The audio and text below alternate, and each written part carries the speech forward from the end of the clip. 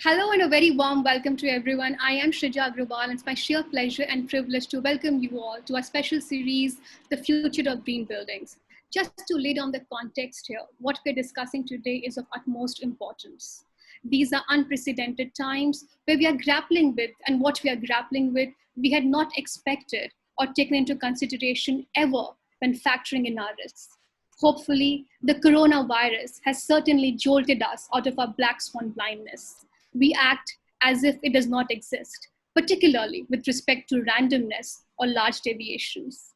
We live in times where the ill effects of climate change, global warming, couldn't have been more severe, which only triggers the possibilities of such outliers, a risk which we cannot afford to take anymore.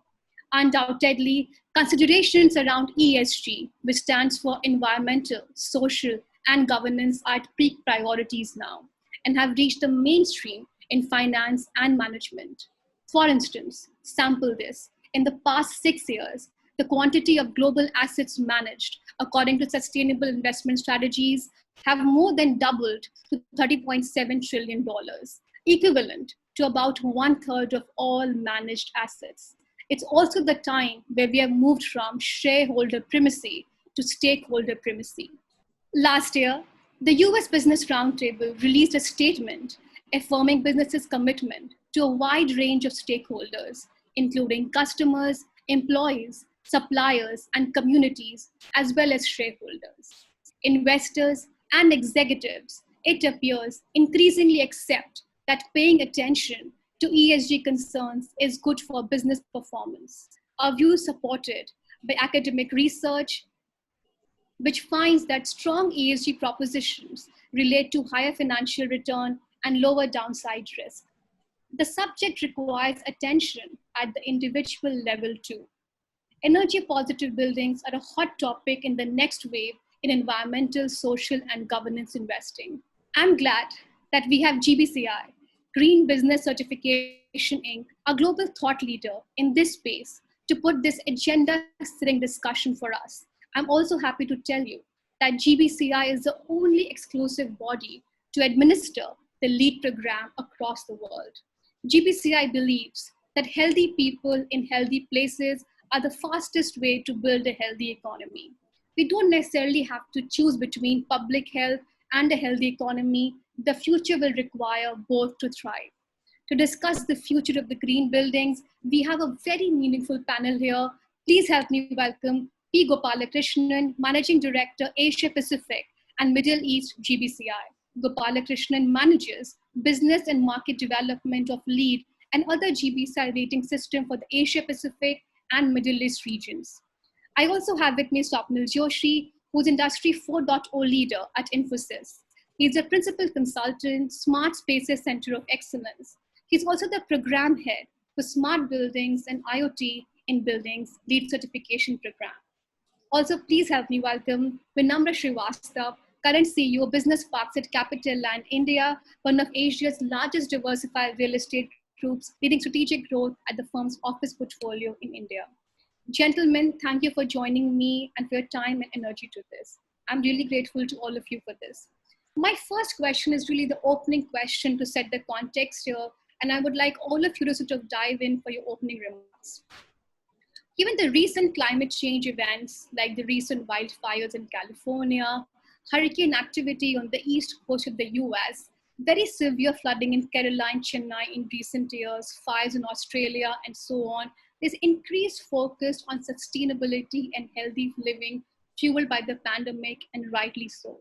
Do you think right now is really the time to double down on the need to build green? I would like to begin with you, Gopal, and then perhaps pass the ball around to other panelists. Thank you, Shrija, and hello and welcome to the session. And I hope whoever is joining the session, you're all safe, your families are well and sound. Yes, I think we are all in possibly very peculiar circumstances, and I think cities across the globe are actually working to flatten the COVID-19 curve and return to some sense of normalcy. I think the world we return might look nothing like what we have left behind. And I think the impact of global COVID-19 pandemic will be felt for years to come. And I think the IMF talks about close to $9 trillion worth of GDP loss, and that's a huge number. So I think remaining resilient, both in business and life, will require every industry and individual to adapt at a pace we might never have thought possible.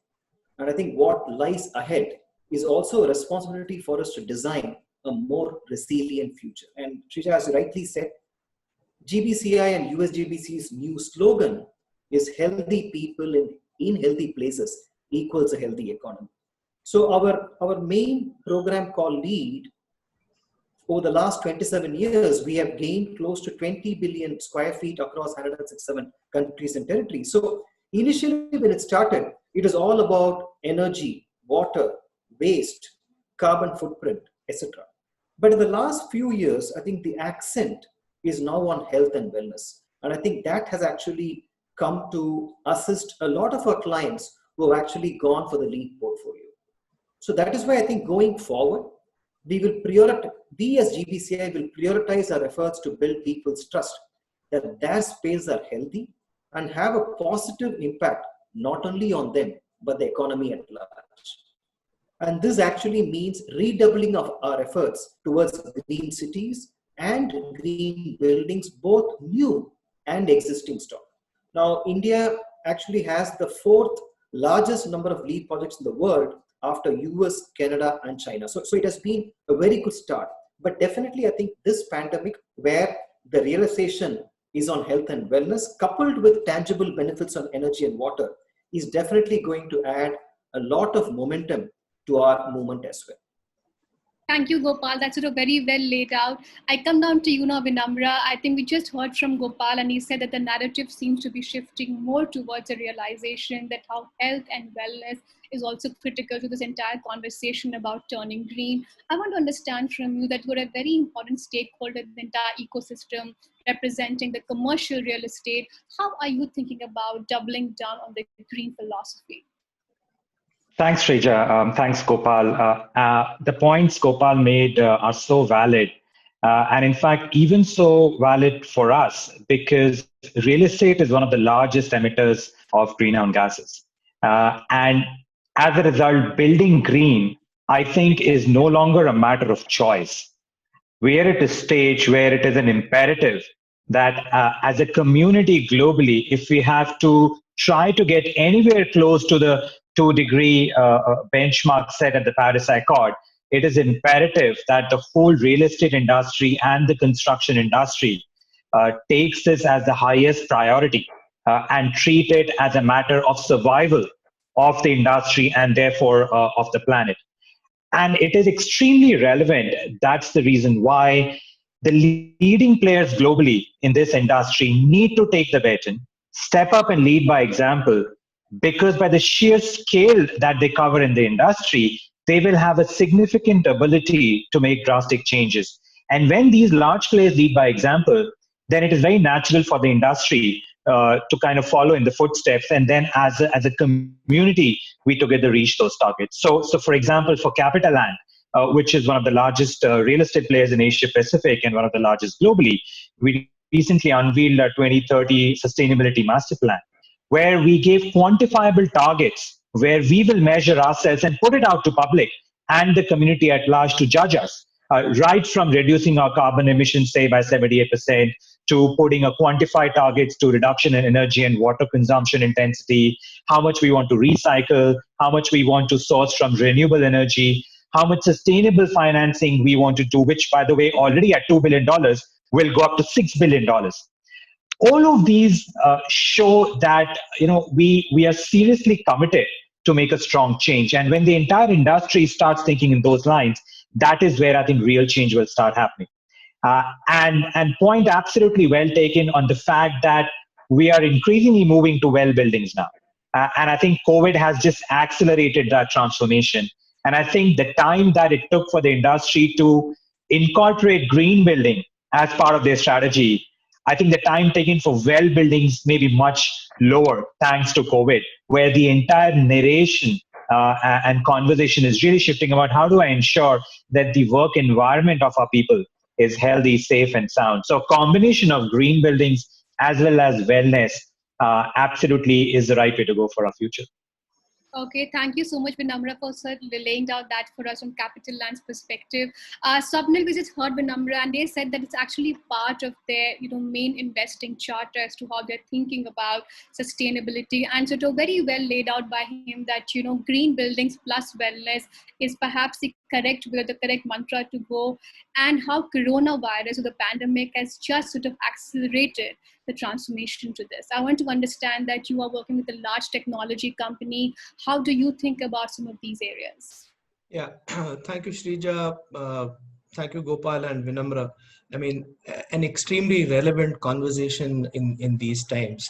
And when we started having this conversation at Infosys, we still remember the impact of floods on our campus in Chennai a few years ago. The climate crisis poses a slower moving danger, and our escalating emissions will overwhelm our ability to manage consequences that will essentially manifest in the form of extreme events, right? And Chennai proved that to us. This understanding continues to inform our many choices that move us forward towards a zero carbon future. Climate action and management of energy, water, waste are key elements of the environmental sustainability program across our global operations at Infosys.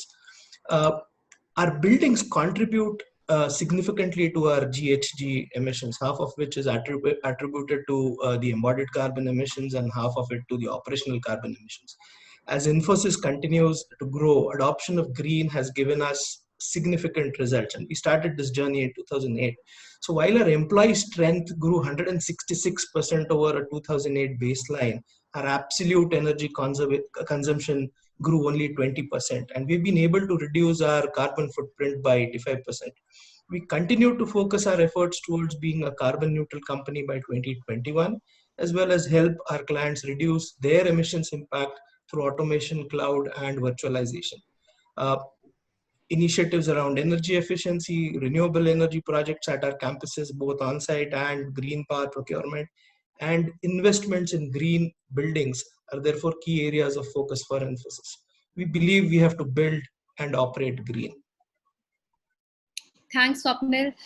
We believe that to build and operate green, and that is a mission statement coming out from Infosys here. Gopal, I come down to you now. And you really, from a GPCI perspective, a thought leader, an exclusive body, sort of certifying the LEED program across the world, which is significant. I want to understand from Mr. what we are seeing around the world right now. Some governments around the world, look at Germany or the UK, Italy, for instance, they're responding to the current crisis in different ways. I think one of them is really about stimulus packages that include strategies aimed at existing buildings and revamping them into greener and healthier ones. Should the government of India consider such measures? What is your view on this? And how do you think really policymakers, corporate leaders, and environmental institutions like yours can help in both building greater awareness to the environmental health benefits of sustainability, and also perhaps move the needle significantly in scaling up greening building, especially in the existing building sector? Right, a long question. So let me just take some time to answer this. So I think you're right. I think let's look at India now. Both the government at the center and the state governments have incentivized new construction, and that's been happening for quite a few years. And most of the state governments have a green policy where they clearly state what are the benefits which, let's say, a developer or a corporate or anybody who's going to come with a new construction may get. It could be an extra FAR or other incentives, and it's gone down pretty well. So that has actually made every developer, every corporate, who's going to come out of the new building to adhere to green, right? So that has had that advantage. And as I quoted in my last segment as well, somewhere I think along the path, that is one of the triggers for India to have become the fourth largest market in terms of LEED buildings as well. Now, existing building, and that's a huge stock. Today, I think we are aware that buildings obviously contribute maximum to the GHG emissions. So the existing buildings definitely need to go green. I think, as Vinamra said, there is no choice in that. But yes, can the state governments look to incentivize? Why not? In fact, there are 2 state governments in India who already have a draft proposal by which, in fact, they piloted this. They piloted how retrofitting existing buildings how that can be incentivized. And I understand that that particular exercise has given them good results. So 2 state governments are about to announce it, but I'm sure that that should get picked up. So that's from one perspective. Now, let's look at the other perspective. Now, let's look at the private side of the business. Now, today we have Infosys and Capitaland on this particular panel. And like them, there are many leaders in India who actually have brought in existing buildings into LEED as well. So that's a very significant shift we see in the private space. And obviously, I think they all do it because of many reasons. I mean, some could be doing it because it is bringing a tangible benefit. Because, if I'm going to be retrofitting a building, I save on energy and water, and that's a payback which I can take into. And also, retrofitting to go green an existing building also impacts the health and well-being of my employees or the occupant. That's the second benefit which you can take. The third benefit is, I also become a responsible corporate, right? Because Vinamra talked about the Paris Accord. So India, as a sovereign country, we have actually committed to a few carbon goals. So it is also up to every private corporate to actually contribute towards that. So that's one perspective, right? And the other perspective I see is also about investments coming into India and the business climate you may actually want to bring in. So this includes existing assets as well. So I think everywhere you look at it, whether it is from a tangible perspective or an intangible perspective, I think private players have already come in, and I think government, getting into the act is only going to accelerate the process, and I'm sure that is coming. Thanks, Gopal, for sort of laying it out for us. You just mentioned that retrofitting existing buildings should also be on top of the agenda for both private and public. But I want to understand from you that, we are not going through the best of the times right now. We are going through a huge economic pain. Our GDP numbers are perhaps the lowest right now that we have seen in the past 20 years. So how can entities like GBCI encourage people to invest in the cost of greening existing buildings, especially in the current environment? And how can companies, institutions, and perhaps large residential complexes be convinced that this would help in the long term in relation to health and power bills and employee satisfaction and well-being of communities? I want to understand from you that how are you convincing people and organizations to really put money forward for this? Good question. So, for the last many years, I think LEED, we have had the existing building certification and it's been there. But I think we obviously were observing a very significant shift in the market. I think one was, the adoption of technology. I'm not talking about sustainability and buildings for the time being. Technology, whether you call it Industry 4.0 or you call it digital transformation, that has been actually impacting, every aspect of society. 10 years back, it was about the ERP, where it completely brought in so many efficiencies into the corporation, right? So we also said, we actually set 2 objectives. We said, it is time for GBCI to also incorporate technology into LEED, because that's where the world is getting into. And the second is all about data, right? So I think Vinamra referred to as quantifiable targets. So we said, okay, it is time for LEED to do this. So we launched a technology platform called ARC. Now, what ARC does it's actually on the cloud. Any building can actually feed in data. It can feed in the data of energy from water, waste, carbon, your carbon dioxide, VOC. You can put all the data into that platform, and that platform is going to give you a live score of the building. And this, by the way, this technology platform is today free to use by any building. It can be a LEED certified building. It can be a non-certified building. It can be a small retail outlet. It can be any asset. So what we have found, so in the last 27 years, actually I referred to some number. I said we have added 24 billion square feet across the world which are participating with LEED. But after the introduction of the technology platform called ARC, in the last 3 years, 4 billion square feet are actually working with the ARC platform, and that's a market transformation. So what I'm trying to say is that I think what we have done to sustainability is, we said, okay, let it be data driven. Let data get in, so let it be objective. So the ARC platform is now helping, developers like Capitaland, corporates like Infosys, to understand, to benchmark where they are, and to set KPIs and targets for the future. And also it defines the direction to move towards it, because sustainability is all about energy, water, waste, carbon, and human experience. And different people can give different weightages to move to the final destination. So we are doing that. And the same platform, the same ARC platform, to answer the COVID pandemic, we incorporated something called a re-entry strategy and validation through data.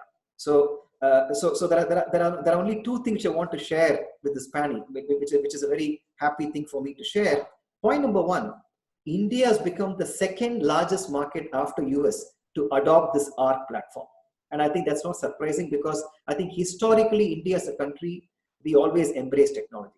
The second point is I talked about the COVID re-entry platform within ARC platform. Again, India has been one country where we see players from different segments, whether it is a developer or a corporate or a retail or a hotel or a hospital entity. They're all using now the ARC re-entry platform to validate their COVID readiness as well. Wow. Gopal, those are very significant strides that you have taken through a technology platform, and one must say this. Vinamra, I must come down to you now. We just heard from Gopal, and he sort of answered that, Shrija, how technology is at the heart of every conversation around mobilizing larger and larger investments into greening of buildings, be it existing buildings or the new buildings. I want to understand from you, more from a commercial point of view and from an ROI point of view. We have to understand the fact that, green buildings is a relatively new phenomenon for the common public in India. So how large really is the opportunity to green existing buildings, be it the commercial establishment, government building, residential complexes, or offices, both in financial terms and employment terms? I want to understand from you that from an ROI perspective, how do you view this proposition? For instance, we know that the UK Green Recovery Package, for example, has promised tens of thousands of jobs, and you represent a very significant stakeholder in terms of the commercial part of real estate. So how are you thinking about some of these areas? Yeah, I think we need to understand that green building as a concept is just quite big. And very often people start with this myth and this assumption that this is too big or too expensive for me if I'm a mid-sized player or a small player. And this is something that only the largest player in the world can do. Whereas the reality is that green building is nothing but incorporating concepts related to how you can bring in efficiencies into your current portfolio to achieve savings, to achieve better customer experience, and along the way green the planet. And I'll give you some examples on how this can be quantified to an ROI in many cases, and how some of these initiatives can be so small that it's not a domain of only the largest players in the world, right?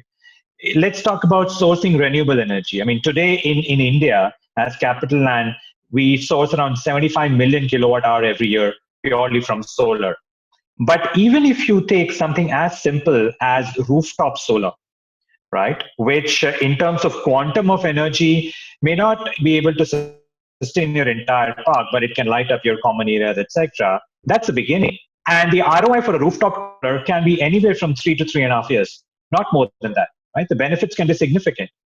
You talk about reducing energy consumption. There's a concept called EC fans, which runs your AHUs. We started doing that in some of our buildings, and we achieved an ROI of less than 3 years because of the way it reduces your energy consumption, right? What we did is we created an IoT platform called Intelligent Building Platform. It's essentially a cloud-based platform where all your buildings sit together and talk to each other through network, through sensors, and through IoT sensors. And just by doing that, you can then start analyzing energy and water consumption data. You can start analyzing equipment performance. You can start doing predictive analysis. And just all of that had resulted in an energy and water intensity reduction for us from anywhere from 35 to 45% over the last decade. Right? We talk about recycling. We are currently piloting a zero waste program in our parks where all the solid waste that we generate is consumed within the park. we are using is going to pay us back in less than 2 years. And it's not just the ROI part of it, right? Today, when you dispose solid waste off, typically in India, you give it to a vendor who comes and collects it, and then you have no control on how is the vendor disposing it. So it's a waste generated out of your park, but you don't know how sustainably it's going to be disposed of, right? By consuming the waste, you are taking care of that problem, and you are achieving a payback which is even less than 2 years. So same goes for water recycling. If you have a fully functional and effectively laid out SCP plants, you can consume your own water. You don't need any fresh water for your landscaping, etc. So there are many ways like this, which may not be only about certifying a full building as a gold or a platinum, but it still results in tangible ROIs and benefits to the customer and to the environment.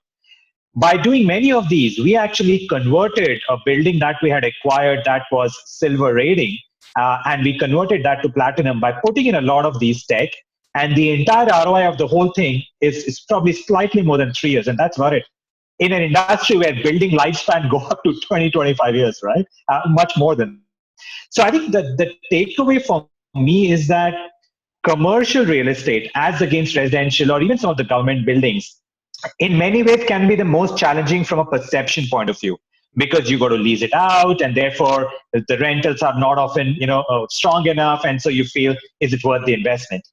But if you break down the problem, and if you can start small, then there are many incremental changes that you can do, even as a medium-sized player, that can then together lead up to you reaching a stage where every new construction that you make is by default going to be a green construction. So I think the market opportunity in India is huge, given that purely a grade A commercial real estate itself, we're talking, hundreds of millions of square feet across our top cities, and a very small percentage is still comprising of the standards that say a GBCI or an IGBC may require. So I think the potential is immense. It's just a matter of getting rid of the perception, starting small, and people will already see the benefits.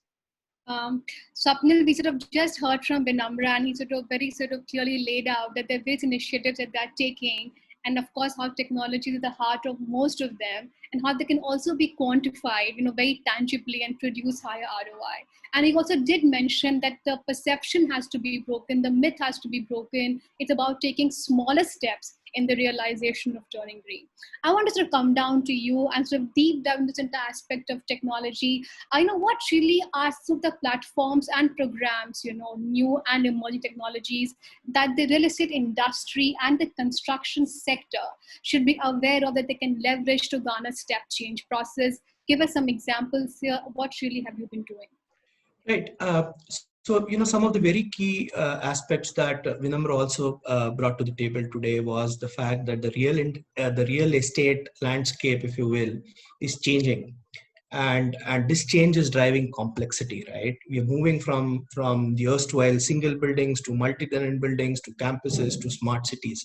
At Infosys, we've been investing in what I call as the confluence of technology that has a major, that has had a major impact on our real estate value chain. We, one of the programs that we follow is the LEED program. We follow the LEED framework specifically for our designs, because it provides us with clear guidelines on design and evaluating performance based on parameters that relate to a building environment that is green, safe, and productive.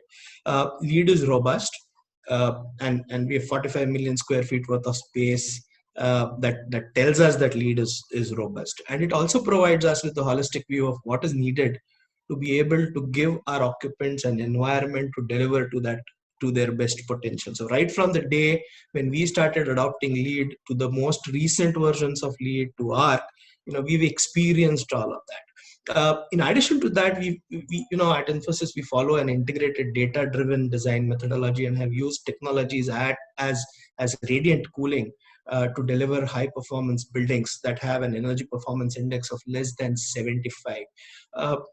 What we've also done is we've leveraged the advances in digital design tools, interconnectedness, that are converging to transform every phase of the design and build process. We use building information modeling, digital twins, and building management systems. So these are all digital models that focus on buildings design and construction, as well as represent how people interact with the built environment, right? Because that's where the aspect of wellness comes into play. That's where the aspect of technology comes into play. Use of artificial intelligence and machine learning algorithms, use of 3D immersive technology, the AR versions, IoT are some of the key transformations that we have embraced over a period of time. These transformations have allowed us to operate our buildings right, provide information for newer designs as well as for AFDDs, optimum space utilization, and a unified environment across our built environment. So you clearly have been the beneficiary of GBCI here, ARC and LEED, and that has specifically sort of really benefited you in your build. Yeah. I want to also sort of deep dive a little more into this. That we really hear about buildings deploying and investing into technology for data and monitoring. Will this catalyze the greening of existing buildings? What really is your view here? Yeah, and I could talk for a year on stories with respect to why green is relevant in the existing building space, because we've been doing a lot of that in space. So the various technology themes we hear about today, right, essentially resonates to the use of the digital backbone to achieve the larger decarbonize and wellness goals for our buildings and then for our communities at large. What it means is that we at Infosys are creating paradigms that are instrumented, interconnected, and intelligent. And these are the ones that essentially create opportunities for energy savings, optimization, and revenue generation potential across multiple sectors. Right? It has also to do with creating of digital data platforms that addresses the issues of data provenance, standardization, and interoperability. At Infosys, 100% of our built infrastructure uses automation to manage sustainability metrics in detail. We use the IoT system, the entire ecosystem that consists of your sensors, your gateways, the connectivity that enables and integrates different subsystems in the building, which gives us information on one single converged network with predefined and flexible KPIs, data models, establishing one single source of truth. These are the key outcomes of the digital transformation journey, all of which are necessary interventions for greening buildings. Okay. And this was not only for the new buildings. This was also for our existing building spaces. At Infosys, we have a built-up space of roughly 45 million square feet. 30 plus million square feet is LEED Platinum certified, and 50% of this are existing buildings.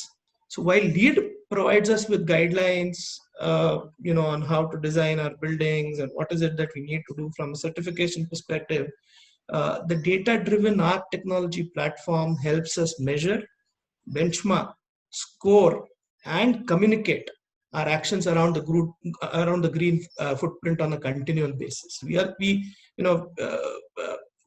the largest adopters of LEED and ARC in the existing building category, and we are also using ARC re-entry as a guiding tool as we look to returning back to our workplace, post the pandemic.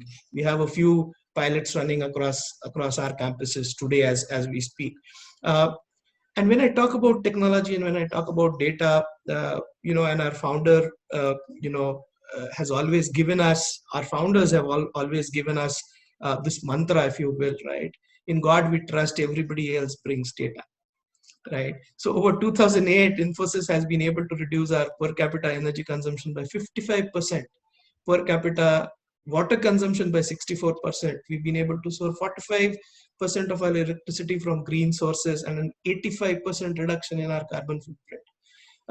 And as we continue on our journey to be a carbon neutral company, we look forward for the LEED net zero framework as well.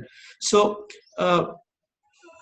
data has helped us. So today when we look at Infosys and the assets that are managed at Infosys, every single asset that has an electrical connection is tied back to a digital platform. It talks to us and helps us make the necessary interventions in ensuring that our buildings are sustainable.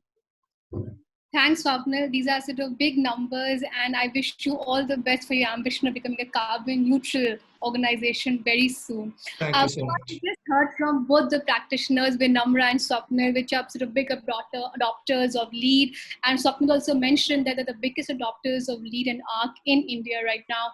Gopal, I want to understand from you that, while there's an opportunity that is existing just huge and wide, and we see, how green is becoming so mainstream in both finance, asset allocation. We heard from Vinamra also how it is so integral as to how they're building out the organization, the investing charter, how they're turning capital to the LPs and so on, especially for Swapnil's large tech organization, the biggest sort of users for lead and arc in India. But tell me one thing, you think how mainstream is the awareness about greening of building? What really are the challenges when you talk about this? You essentially are a thought leader, the most exclusive body in certifying lead across the world. But what will the challenges? Take us through that. Okay, so I can sort of answer this question in many ways. I think when we talk about challenge, I think Vinamra referred to it in one of his replies that there is that myth about the fact that green is expensive, green is not for me, it's only for the the elite leaders, etc., which is not true, right? So today, Swapnil talks about data which can be used to drive efficiencies, and we talked about the GBCA platform called ARC, which is today free to use. So what we have found is that if that particular awareness is there, down the value chain, we have seen some of the smallest players picking it up, and they don't need to actually get into all the matrices as a big bang item. They can actually say, okay, on water, on energy, how do I become efficient? Can I use GPCI's lead technology platform, feed the data, and can I take incremental steps? So whichever way you look at it, I think adopting green, I think there are tangible benefits. Point number two, it is not expensive.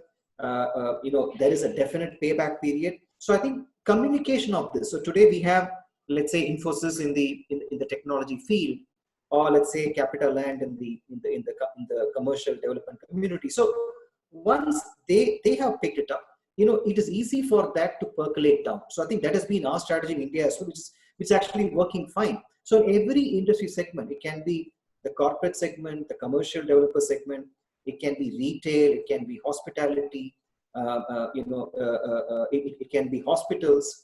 So in every field, as leaders pick it up and actually talk about this, I think it's able to percolate down the line. So, and I think the myth is slowly getting broken, right? So I think that is definitely happening, because as I told you, I think India is the fourth largest market. Again, I keep reiterating this because that's a very significant achievement. Now, to have close to that number of projects, which makes us the number 4 country in the world after US, Canada, and China, has meant that a lot of work has gone into it by the leaders. So the second wave, as we call it, should now be about percolating down to the other players in every segment. And I think that's happening, right? So that is one part.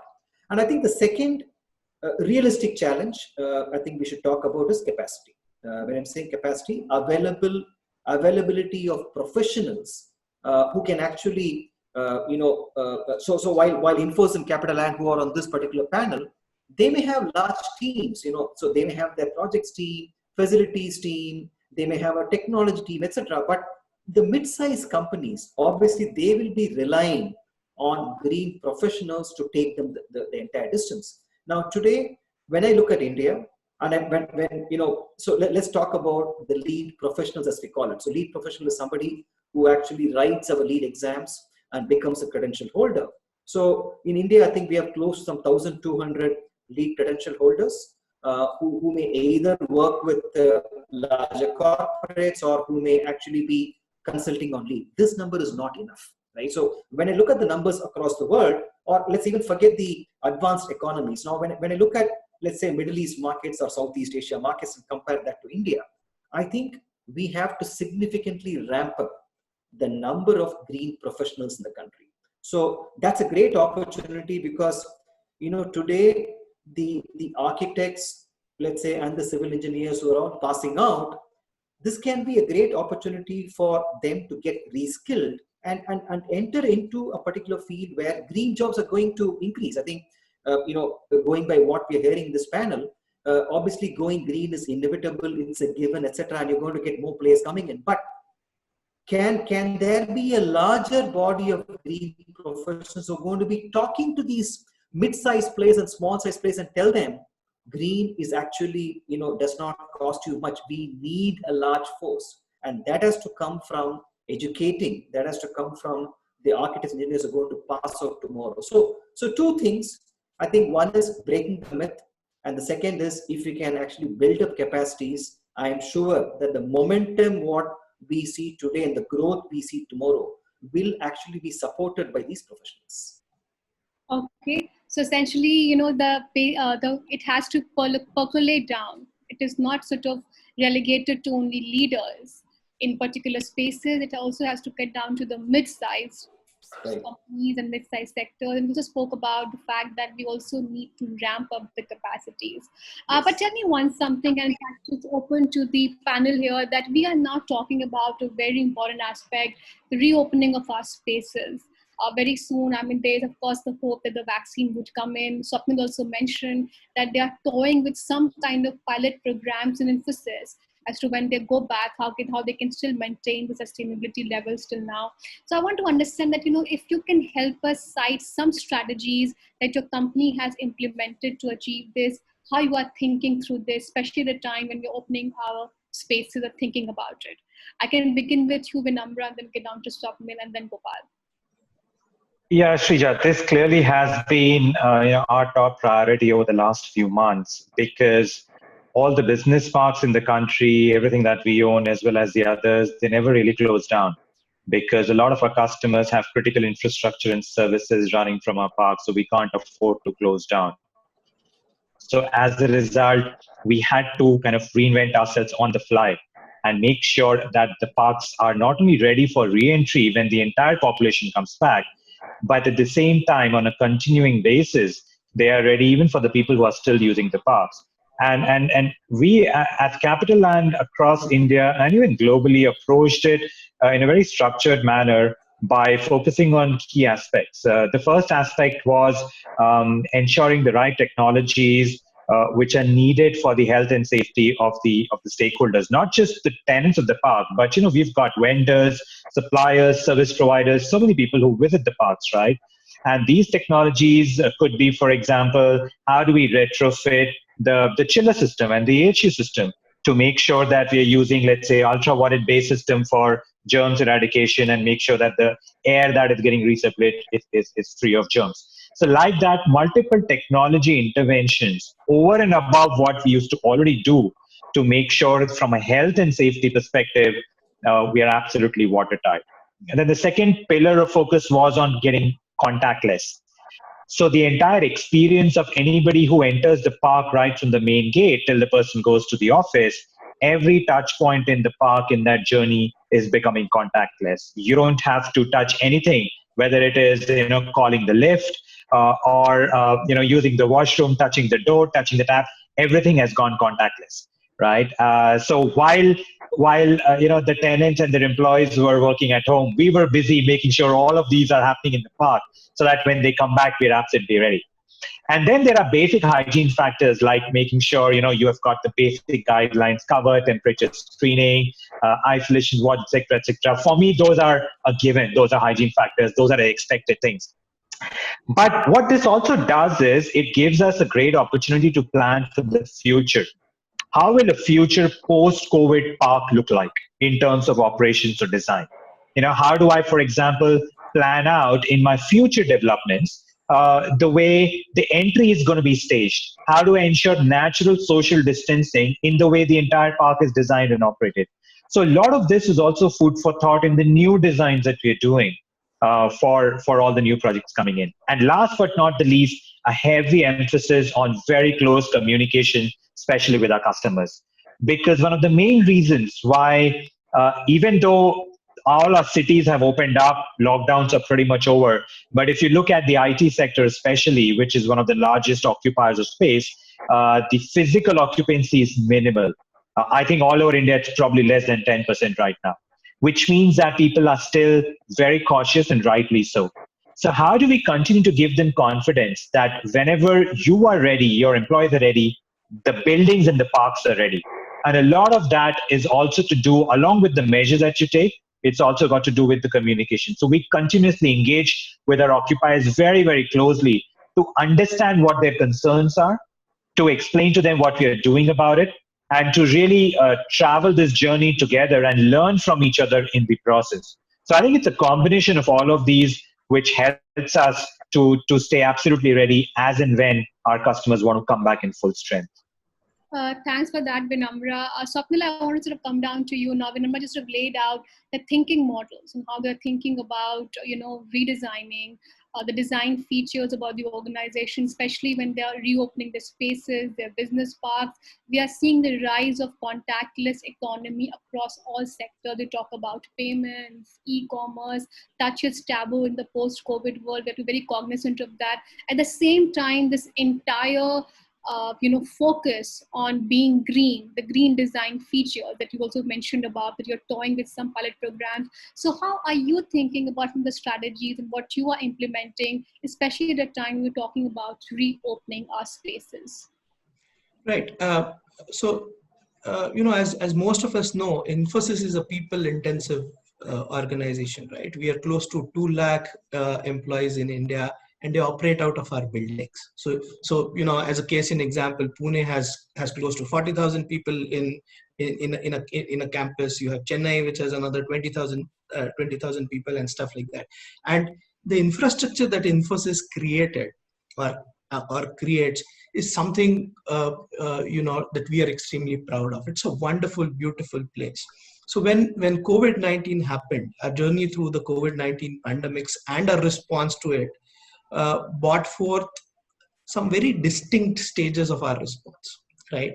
So it started with shock, realization, the way we responded, to now when we're talking about re-entry and when we talk about productivity, right? We were, as our CEO said, we were able to enable 93% of our total workforce to work from home. So we did not lose out on one single hour, of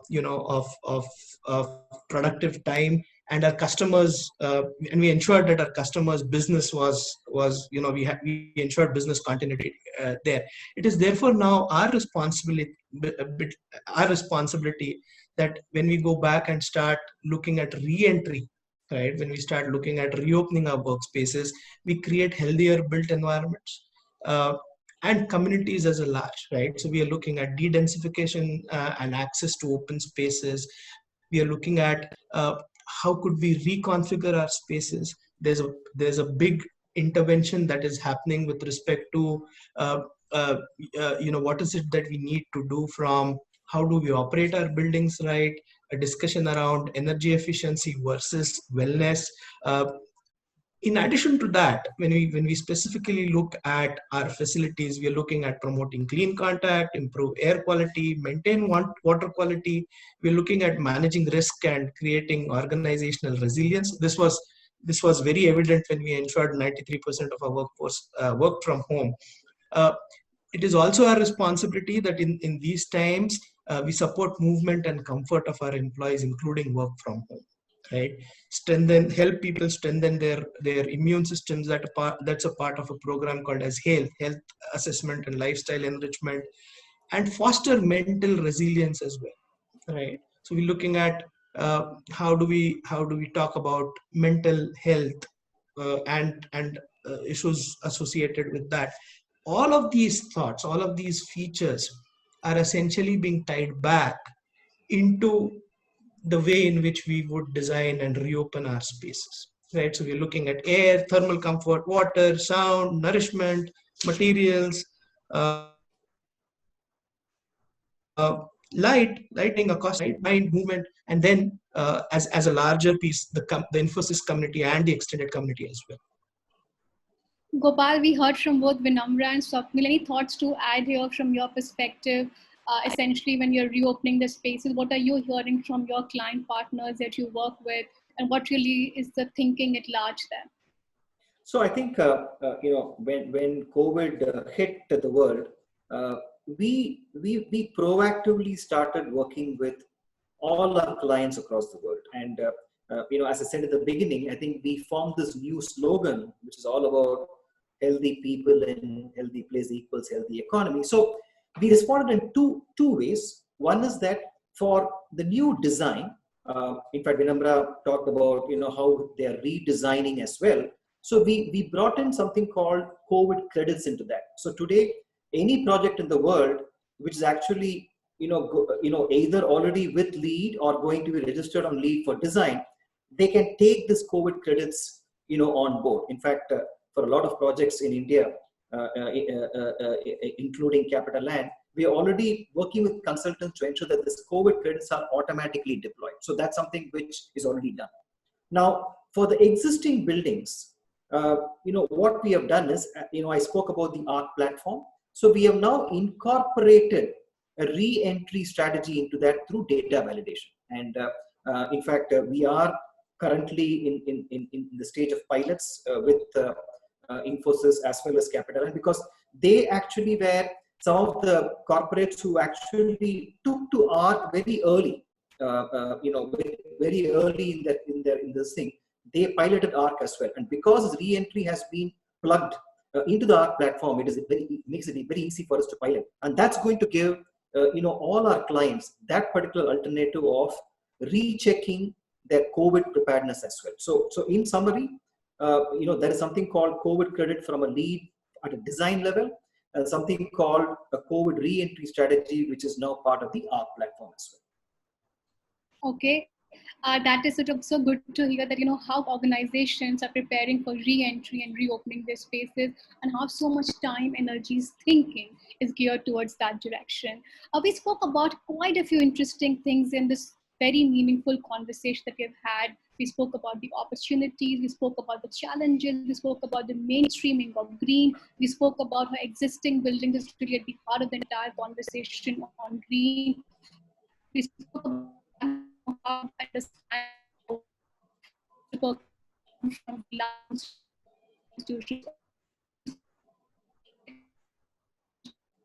and also about breaking the myth that green is expensive and only relegated to the elite.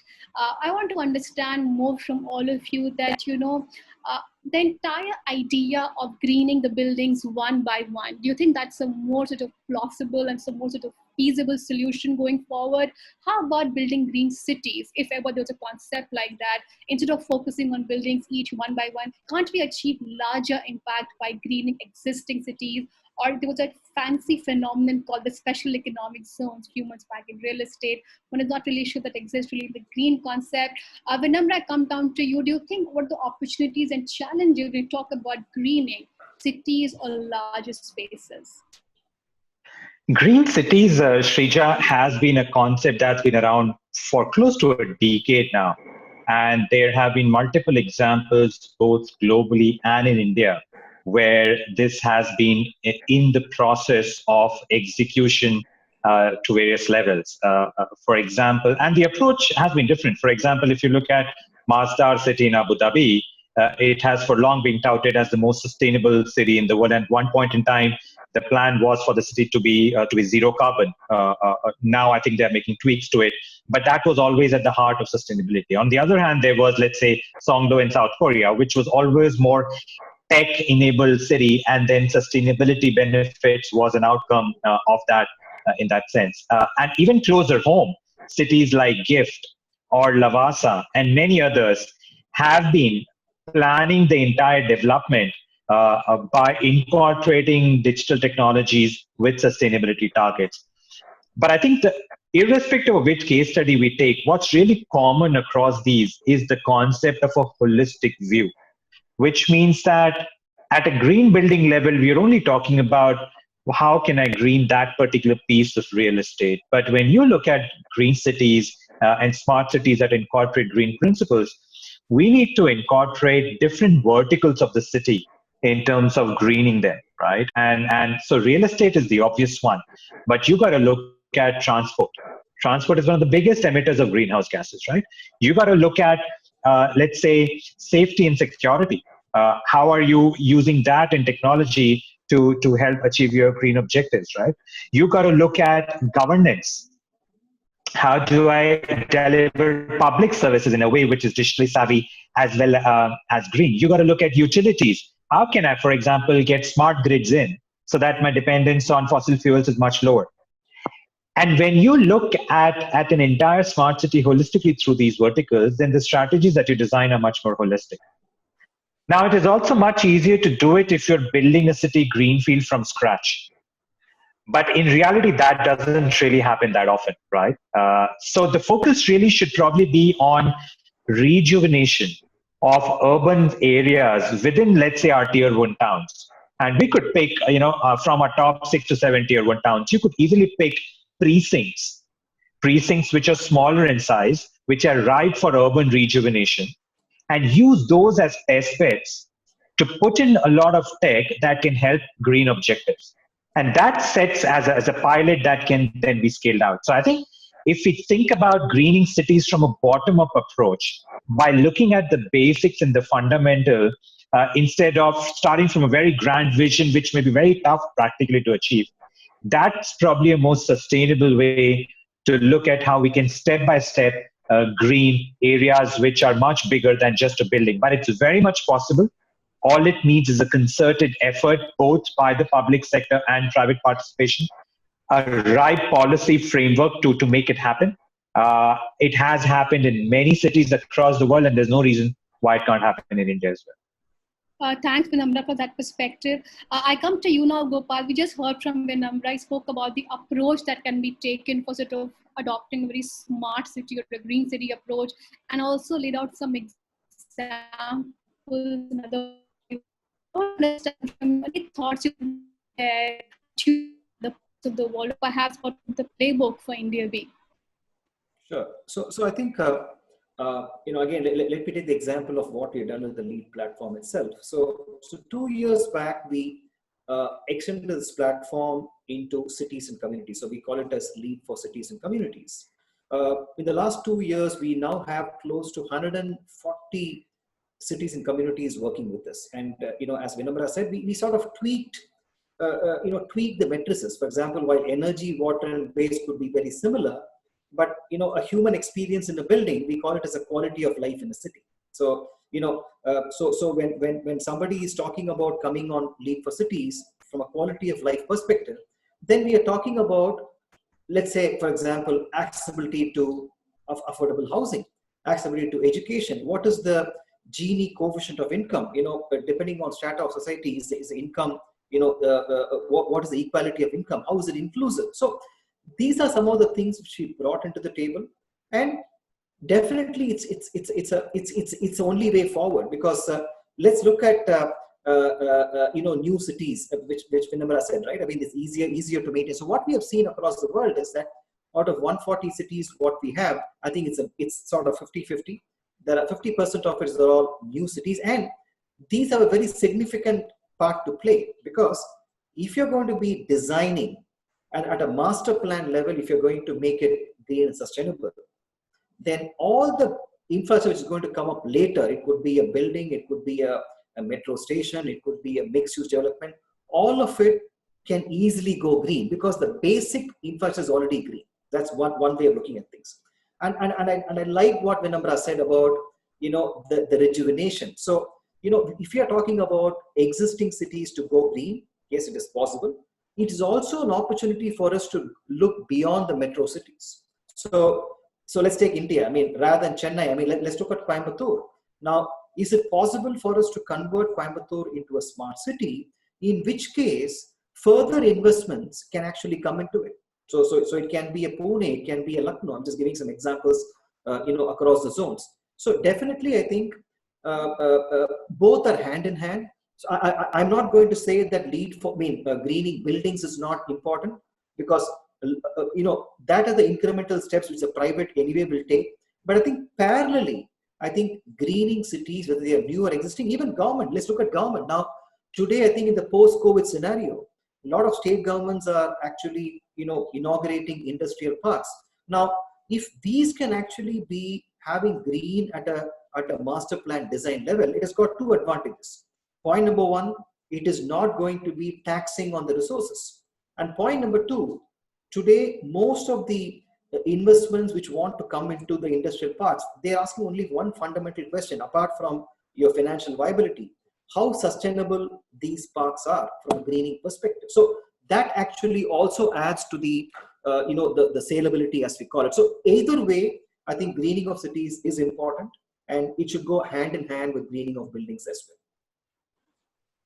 I think that sort of sets the perfect stage for a conclusion here. We also sort of on the greening of cities and moved on from greening of buildings. We spoke about so many things here, and one really sort of tries to internalize. It really looks like the process of green transformation, really, for organizations. And I want to understand that, how does one really get in buy-in from all the stakeholders in an organization for greening of existing assets? It can be quite a task. So I want to understand and perhaps open it first to Vinamra and Swapnil from the private practitioner's point of view on how they have convinced their larger stakeholders or had been absolutely necessary, and what really has been important steps that they've taken for so, and really sort of also conclude with 2 or 3 key recommendations that they have as concluding remarks.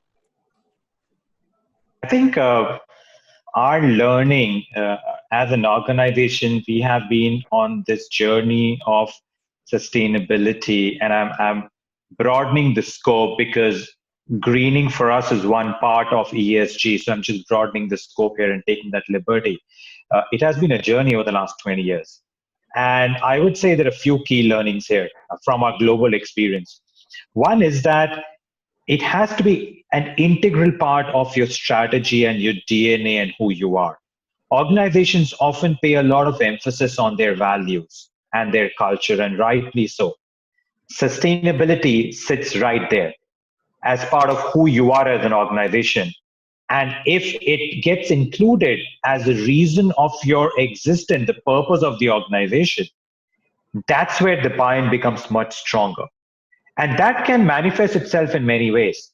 For example, the very fact that Capitaland is listed on the Dow Jones Sustainability Index, and we put our money where the mouth is by saying, look, I will have $6 billion of green financing. If I can meet my KPIs of greening, my interest rate on the loans come down. I mean, that's as direct as it can get, because that's really attacking the heart of my business. And that's what we are doing today. That's what a lot of our green loans and sustainability linked loans are, right? The second is applying the principles and consistently across the value chain of your business. It cannot just be a one-off department, a one-off initiative, a one-off plan, or a marketing aspect. It has to be applied consistently across your business. So for us, whether it is investment, development, operations, the principles of sustainability apply likewise. For example, development operations were obvious, and we talked a lot about it, so I won't touch on that. But let's take investment. We are a capex heavy business, right? But when we go for capital investments, we are now going to have included in our investment thesis, which is just full of numbers, a measure called as return on sustainability. And we have coined that, invented that measure. And for every new investment that we are going to make, we are going to quantify the carbon emission impact. And if that impact is so severely negative, the investment committee can actually veto the whole project. This is a huge shift in mindset from a mindset where, okay, is it meeting my IRR and I'm going to go and do the project? So this way it gets ingrained in your entire decision making on as an organization. And then when you do that, you can cascade it through KPIs through the entire organization, right from the group CEO till the junior most executive on the ground, so that everybody is an owner. Today, we're at a stage where the property manager on the ground takes great pride in even a 10% water efficiency improvement that he may achieve, because he feels that he's contributing to the greater cause of the company, right? And then, of course, things like how you reward innovation, how you absolutely have to allocate budgets, just like an R&D company or a pharma company allocates R&D budgets. Similarly, you need that for sustainability and innovation as well. So those are various levers on how you can implement it. But my recommendation will be that it has to start from the top, and it has to really mean for the organization, and it has to show in the way strategies are being set, in the way investments are being evaluated, in the way people are being measured. Because that's when, as a company, you walk the talk and you actually gain credibility even amongst the stakeholders that you really mean what you're saying. And if organizations can do that sustainably over a long period of time, then I think you will get the buy-in that we're looking for. Thanks, Vinamra. That was excellent. Some very meaningful recommendations coming to the table here. And I think more organizations, hopefully, would perhaps toe the line was laid out, a shift from return on investment to return on sustainability. This is as mainstream that can get for a real estate organization. I come to you now, Swapnil. What is your view here? So, very, very relevant thoughts, from the panel. And I was inclined to jump in between when Gopal did talk about myths on green buildings, right? And, with a whole lot of numbers that I have up my sleeve from Infosys, I had a few more numbers when you talk about cost of green buildings, right? And I'm trying, so green buildings actually help save and make money from an energy efficiency perspective, with a high return on investment. Okay, let's get that straight.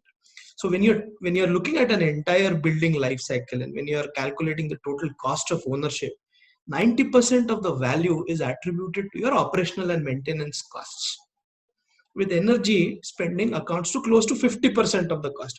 We've looked at it across 16 different locations, across 150 buildings of all shapes, sizes, of all different technologies in the buildings, with a different amount of occupancy there, right? So these are numbers that we know, we've experienced these, and green buildings essentially help reduce this expenditure significantly, right? In addition to that,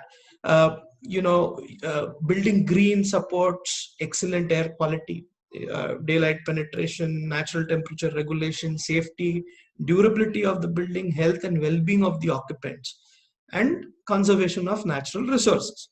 Now, when you talk about health and well-being of your employees, for a 2 lakh employee strong organization, an increase in 1% of productivity of each of this employee, look at the amount of impact it will make to my bottom line. It will mean more bonus to a lot of people, right? But we'll have to. So the way I look at it is that we will be able to achieve faster results if all stakeholders are aligned and get the job done, right? From the CEOs to the CXOs to the technicians who operate the building. It is everybody's responsibility, right? And Infosys as an organization, we strive to deliver value and innovation to create a sustainable future, not only for us, for our employees, but also for our customers and the society at large. Sustainability for us, and as I always say, is not an aspiration, right? It has to be an emotion. So again, it is everybody's responsibility. Gopal, we just heard Swapnil also. He also sort of reiterated it has to be everybody's responsibility, and how they're thinking about this in a very passionate way at Infosys. He also said that it has to be an emotion and very integral to how you're building out the organization. Some excellent recommendations by both Vinamra and Swapnil. I must say, as concluding remarks, it can be as mainstream as you can get. Gopal, any concluding thoughts or remarks, more from perhaps what you have got from other client partners of yours? Yeah, so this set me thinking, right? So I think one of the shifts we talk about in a conversation with sustainability is, let's say 10 years back, when we used to talk to, let's say, a stakeholder, it is all about, green is good to have, green helps me to become a responsible corporate, etc. But I think the entire narrative has now shifted. So you're now talking about sustainability becoming a business value proposition. Now, what that actually has meant is that today leaders, now Swapnil and Vinamra are on this panel, but in every discussion in the last, let's say 3 or 4 years, we have been talking to the leadership in every organization. Sustainability has now shifted to at a balanced scorecard level. I'm not talking about KPI, it's gone to the balanced scorecard, which means it is the CXO and the CEO who's taking the ownership, who's taking the responsibility, and I'm not getting into the top down or whatever approach, because leaders know what best to do.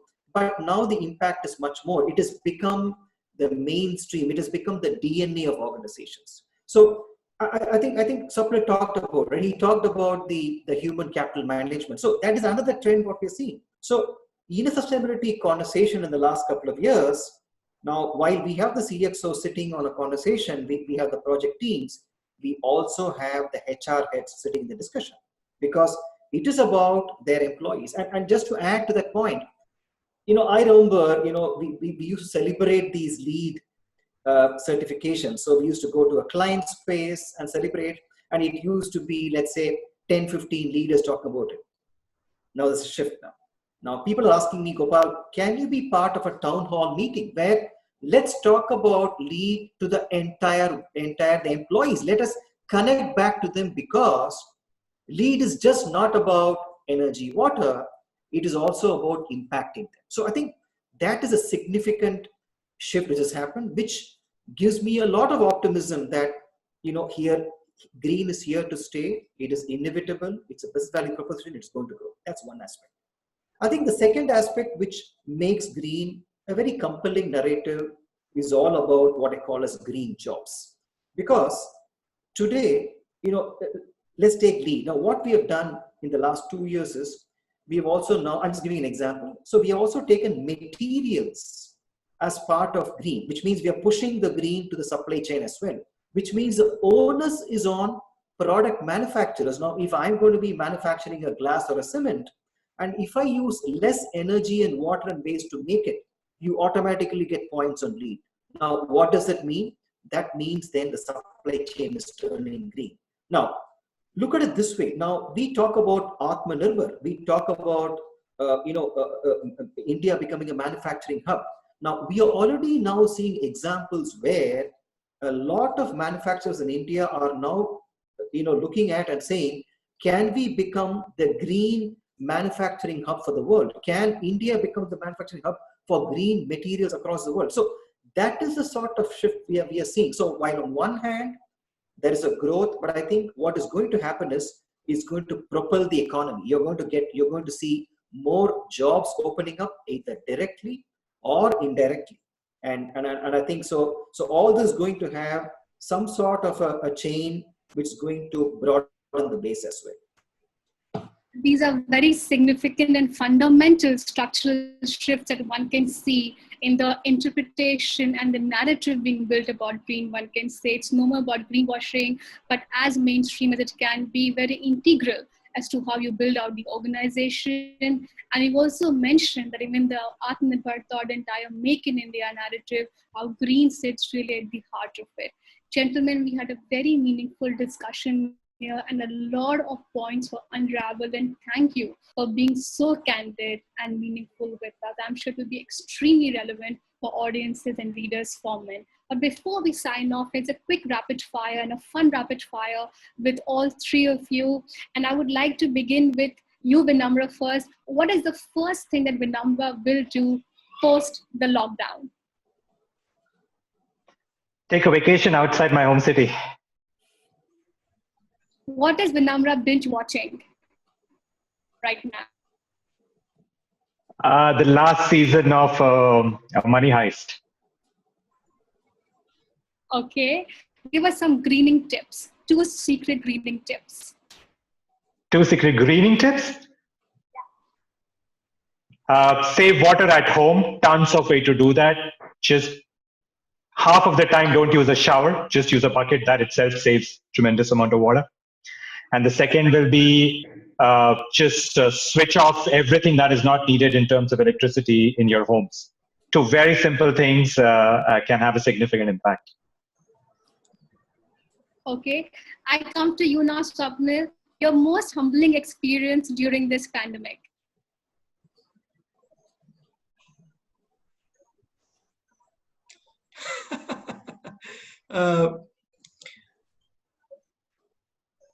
I mean, and this is not going to be a rapid fire thing, right? This was the time when during the lockdowns you had a lot of migrants traveling back to their houses, and as a community we collaborated together and ensured that we give food to these migrants.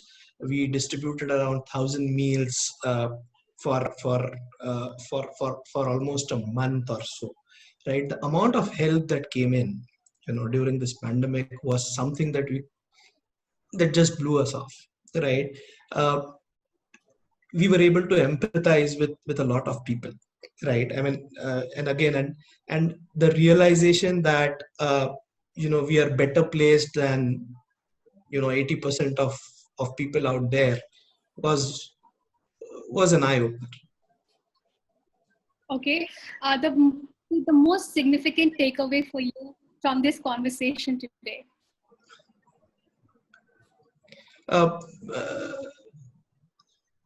Travel, I mean, pick up from what Vinamra said, travel for a vacation outside of his home city. For me, it's going back to Oxford. Okay. What is a book that you're currently reading? Okay. I recently picked up a book which talks about the story of art. And it's also, and there's also a book that talks about the timelines of everything, right? So these are two books that are currently on my radar. Okay. Gopal, I come to you now. If this world were a billboard, what would you write on it? We have a great future ahead. Okay. What has been the highest point in your career till now? Highest point, I think, was my first corporate experience where I was posted in a place, it's the southern tip of Tamil Nadu, bordering Kerala, where it was in the hills of the Western Ghats, and we as management trainees, had private waterfalls. We used to have our own private golfing spots. I think that is possibly the highest point in my life. And the lowest point in your career till now? I think the lowest point was possibly the beginning of the COVID, because I used to travel quite a lot. I think Swapnil and Vinamra know that. So I was thinking, oh God, is this COVID? Does it mean that I'm going to be at home for the next few months? That actually haunted me. But again, in hindsight, we all got used to it. Okay. And what would you advise Vinamra on the next holiday destination? I would tell him, come to Chennai, let's have a good cup of filter coffee and a good dosa, because nothing like home, right? I'm extremely sorry to disappoint you. I can tell your friend I'm not doing that. No matter how much I love the city, it's not on my top vacation list, surely. So just to rechange that. So I will ask Vinamra to consider. I answered the question about the highest point. So this is a place in the border of Tamil Nadu and Kerala. It's called Amba Samudram. This is a place where a lot of movies were shot. In fact, it's Maniratnam's favorite. The opening sequence of Roja, etc., were shot where you see waterfalls. It's possibly a place which has not still been civilized as much. So a great, I would say, vacation, as they call it, for both Vinamra and Swapnil. Great. Sounds exciting. Here from BBCI, one secret greening tip for all of us, for people, the commoners. What would that really be? Is that for me? Yeah. Oh, secret greening tip. Good question. Okay, I think this is something which is not my own, because I think I picked it up from Mr. Kamal Mittal when I met him for the first time in Delhi. So today in my home, I have a couple of plants which, according to Kamal Mittal, gives the maximum oxygen. So this is something which he actually used at his office, and he actually presented me that sapling, and I actually, wrapped it so well, brought it back to Chennai, and then came into the room. And then my gardener came back and said, "Sir, this is available in plenty. Why are you taking all the way from Delhi?" So today, I think that's one tip which I want to give all of you. I think keep that in every of your living room. you don't need the expensive air filter, so get that done. Thank you, Swapnil, Vinamra, and Gopal for this extremely meaningful conversation. I'm very grateful to your time and energy to this. Really appreciate this. And I do hope you and yours are doing well and safe. Till the time we see you next, goodbye and good luck. Thank you. Thank you. Thanks, Gopal. Thank you. Thank you. Bye-bye. Thanks.